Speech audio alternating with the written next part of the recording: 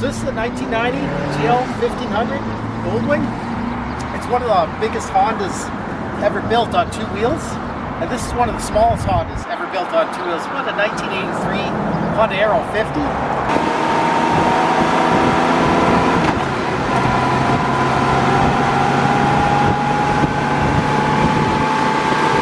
Probably one of the biggest bikes ever built, mass-produced motorcycles. This is a 1500cc flat six-cylinder, dual carbureted, 1990-ish, maybe a 91. GL 1500 SE, I think it was. Yeah, I believe it was an SE. Nice bike, creamy smooth, big bike. Oh my God, is it big? Yeah, not everyone's cup of tea. These things were comfortable. A lot of people, I think, from other parts of the world would look at this and think, what is this monstrosity? But, you know, you have to understand that the roads here are so long, and they're nice. The interstates, the back roads, they're generally quite good through North America, down to Mexico. And a bike like this, I mean, this just eats up the miles in comfort. It's got a stereo, it's got cruise control, it's got reverse. The biggest problem with these older bikes is, of course, they don't age like a fine wine. As with many things, nothing lasts forever, and I appreciate that, but there's a lot of Tupperware on this thing, and a lot of little tabs. You can see that this is taped up now. A lot of little plastics and screws and grommets, and, you know, they get tired after 20-odd years. This thing's a 1990, so it's more than that. It's almost 30 years, which is a third of a century when you start to think about it. But the basic motor, man, they run 200,000-300,000 kilometers, no problem. Keep the oil changed. The only thing you really had to watch for was the belts, timing belts. They need to be changed every 60,000 K. And even if they look good, change them. Buy the belts. They sell Gates. Gates sells belts. You don't need to buy Honda belts. Gates sells the belts that fit the 1500, 1200, 1100, and I think even the 1000cc. So they're tooth belts, timing belts. And they're, I don't know, probably a third cheaper than Honda maybe these days. I don't know. I haven't done one in a long time. I don't see a lot of these anymore. They used to be wildly popular, of course, 30 years ago, and time has marched on, and so now I don't see a lot of them, but worked on tons of them, so thought I'd do a quick review. Look at the rim on this thing, just big solid aluminum affair.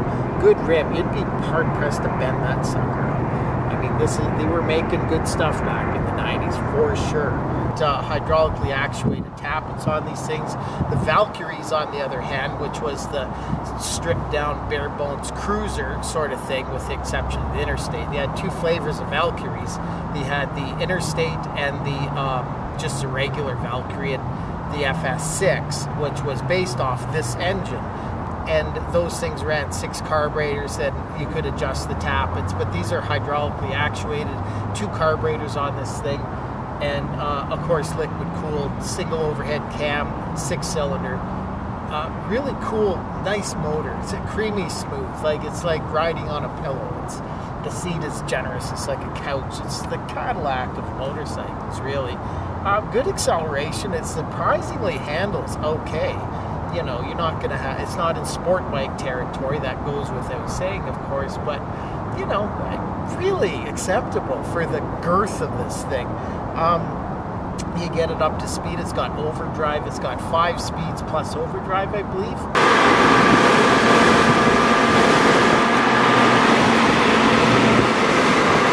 Yeah, I think it's 5 plus overdrive, and when you pop it into the overdrive on the highway, really, I mean, it's just idling along all day. Mile per gallon return on these, I don't know exactly what it is. I hesitate on saying what it is, but it's quite respectable for what it is. 2-up touring, 120 kilometers an hour all day long.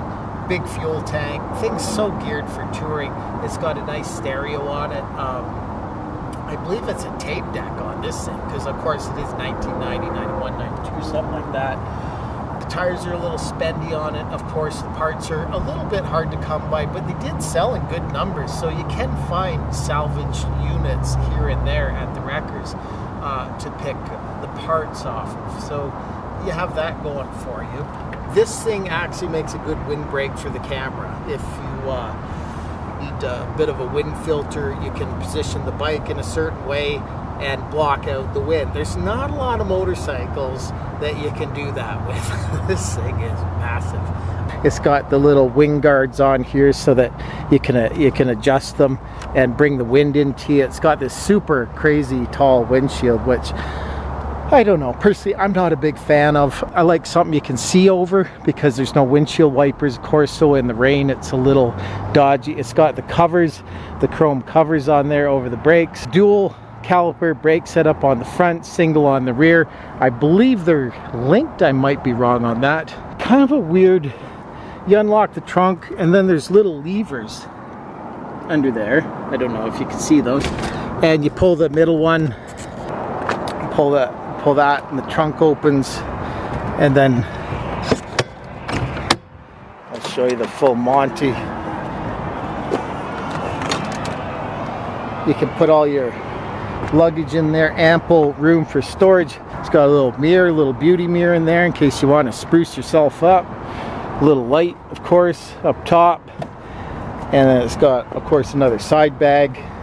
And then it's got a little glove box and cubby holes. And they're probably one of the most customized motorcycles ever. There was reams of catalogs that catered to people who wanted to bolt anything you can imagine onto these things, and they did. Early Goldwings, 1100s, 1200s, they had real problems with the stators. They weren't anticipating on people lighting them up like a Christmas tree, which many people did, and the stators and batteries simply weren't equipped to deal with the extra load. So but later models like this rectified this. They later came out with an 1800, so the first Goldwing was 75, I believe. It was 1000cc. Just a sit upright motorcycle, no intention for it to become a touring bike. I think it just kind of evolved with the American market, the Goldwing thing, and they had the 1000 back in 75, and 76, 77, 78, and then by 1980, 81, they came out with the GL 1100, and then later the 1200, I think around 83, 4, 5, 6, 7, and then later on with these things into the 90s, which was a 1500cc flat 6, and then later on was the 1800cc flat 6, and of course the new ones, electric kickstands and all kinds of crazy stuff. They got little electric locks, you know, so you can lock your steering electrically, and all kinds of glitchy stuff, big TV screen on it. Nice bikes for sure. The new ones, the 1800s, have a perimeter aluminum frame, whereas this one had a steel frame still. Acceptable handling. You had to drive it for what it is. Obviously, you're not going to start railing into canyon corners with this thing and expect it not to spit you off. And that happens to a lot of people. Some people put trailers on these things. They put a hitch and get a little trailer and they tow campers. And, oh, it just gets crazy. The problem with this bike really is that there's so much wildlife out here in North America that if you see, by the time you get a deer in front of you on something like this, it's almost over. It's just luck at that point, because a lot of times, even if you know what to do and you crank those bars, I mean, the thing is just such a barge, you know. It's a lot better than a cruiser, though. I gotta say, these things handle much better than, say, a Vulcan 1500 or which I've recently done a video on, or any of those cruisers with the lanky front ends, and so it's much better than those things. But I don't know, I prefer like a ZZR 1200 or a FJR 1300 to go travel on, but that's just me, personal preference. I like to pile on the miles and have a little bit of safety with the brakes and the handling, whereas these things, they're little, you get used to it for sure. You get used to the heft of it, but I mean, it's a big heavy motorcycle, but really luxurious. Like I said, nice stereo, creamy smooth, got CB radio. I don't know what it weighs exactly, heavy, probably in the region of 1,000 pounds around there. They take special tires, not really special, but it's an 18-inch rear or front, 18-inch front, 16 rear, and you do need to have the proper load rating on these things, otherwise you're not going to get the miles out of them, especially if you start towing a trailer. Some people do the car tire thing. I really don't recommend the car tire thing. Putting car tires on motorcycles is a bad idea, because a motorcycle rim is just that. A motorcycle rim and a car rim is just that, a car rim. And the difference is where it beads. So if you put a car tire on a motorcycle rim, it doesn't bead right. It just doesn't sit right, and vice versa. So you shouldn't put motorcycle tires on your car, and you shouldn't put car tires on your motorcycle. It probably goes without saying, but I know there are some people who are tempted, and you do get good mileage out of it. But they make the bike feel funny. It doesn't corner right, and then the bead doesn't sit right. So that's the dark side, inside info, in case anybody was curious. These old bikes, they handle remarkably well for what they are. They're not nimble by any means, and they're a little bit of a wrestling match at low speeds, but a surprisingly good handling motorcycle. They do the corners, the brakes are pretty good on it. Typical speedometer. It looks like something out of a 1990s Honda Civic. The speedometer and the tachometer, fuel gauge, etc. Side stand, warning light, oil light. It's got all these little switches. It's got like these fog lights under here. Switches for the fog lights, and I don't even know what the rest of the switches are for. This aftermarket stuff might not even be hooked up. It's still got the choke, because it's a carbureted model. Turn signals, horn, usual stuff. It's got this little box for the CB radio, the squelch, tune, whatever channels. It's got on the other side, it's got the cruise control, on, off, set, all the normal regular stuff, kill switch, start button. This is a little lever down here. You pull up the lever, the neutral light comes off. So the way this reverse works, it's not in the transmission. Seriously, you pull up the lever, it activates, it's the first safety switch. Kickstand has to be up, pops it out of neutral. You have to be in neutral, and then you press the start button, which also says reverse, and it uses a starter motor to turn the gears to move the bike back. They work surprisingly well. Failure rate's pretty low on these things, actually. You would think it would just burn the starter out, but they had pretty good starters back in the day. I think the 90s were kind of the creme de la creme of, the motorcycles. There was a pinnacle of, quality, and they sort of went downhill from there, in my opinion. Look, more and more plastic and, a lot of flaky electronic stuff. I mean, this thing's got a lot of electrical on it too, but it's not, it's nothing like a new modern 2024 BMW K1600 LT, something like that. I mean, bristling with electronics. And so this thing was pretty basic, actually. It had a CDI box, of course, and it had a lot of cutout circuits that would, were in line, like the starter cutout circuits and the usual things. Like it was just more of the same. If that makes any sense. It wasn't like, it wasn't like they had little sensors and diodes everywhere to complicate matters. So because of that, they were actually quite a reliable motorcycle. And the motor, it was just it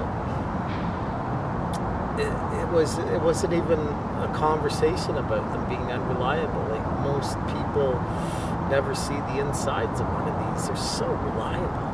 Dead reliable. These 1500cc flat sixes, they were really, really good motor. Shaft drive, of course, this thing.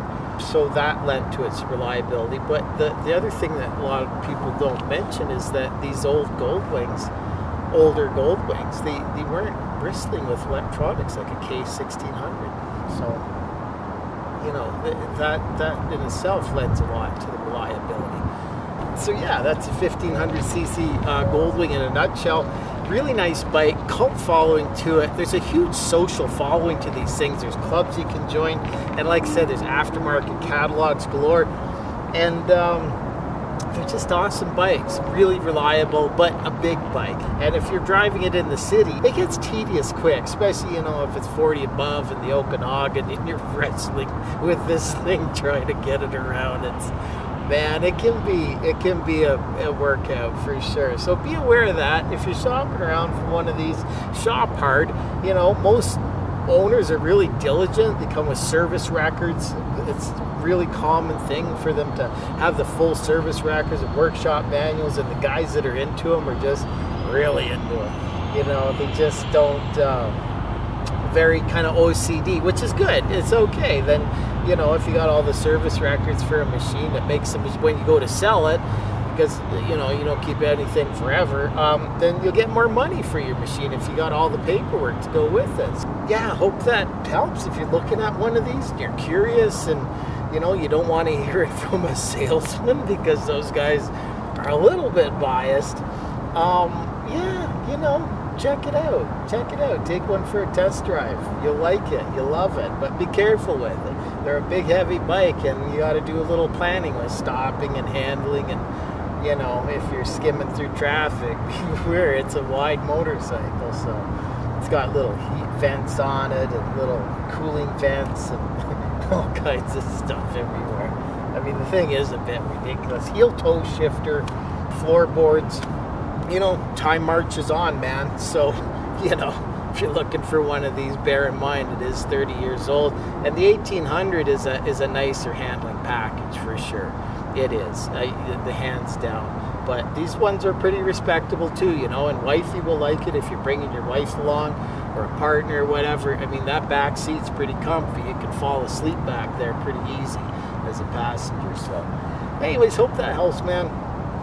Quick video, GL 1500. There you go, man. I'll catch you next time. I'll do another bike. I don't know, whatever comes through the door. Who knows what it'll be. And take care. Chat with you later. Bye for now.